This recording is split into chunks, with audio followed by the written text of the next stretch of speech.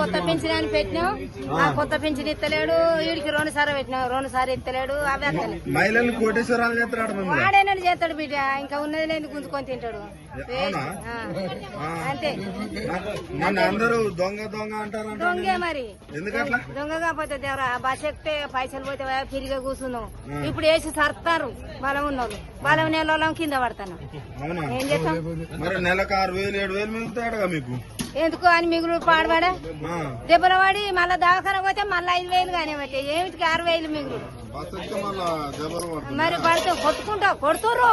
సదనైన వాళ్ళు కొడుతుర్రు. నూకేస్తారు. నూకేసే వరకు తిప్పుకు అంటే ఏం చేస్తాం? రేవంత్ రెడ్డి వచ్చినాక గ్యాస్ 500 కొత్తందా? మాకైతే ఎత్తలేదు ఈ వరకు. తులం బంగారం ఆయన బంగారం మీద మన్వయ్య ఇంకా తులం ఇస్తాడా?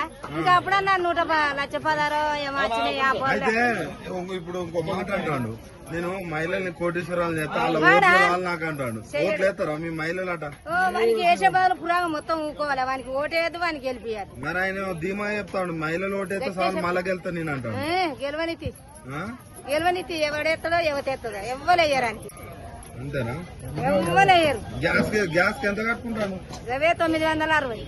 మరి ఫ్రీ కరెంట్ వస్తుందా? ఏం లేదు. మరి ఏం చేసినా రేవంత్ రెడ్డి? ఏం చేయలేమని చేసులు పాడుగానే ఉన్నది ఓడగొడతాడు. పింఛన్ లేస్తాడు. ఏడుతుర్రు పింఛన్ ఉన్నోళ్ళు. లేనోళ్ళు లేకెడతానో ఉన్నోళ్ళు ఏత్తలేరు. వాడు ఎత్తలేడు, వీళ్ళు తింటలేరు. రైతు బంధు ఇత్తన పద్ధతి తెచ్చుకోగానే రైతు బంధు వేసు. ఇప్పుడు అసలు రైతు బంధు బంధు. రైతు 15,000 అన్నాడుగా.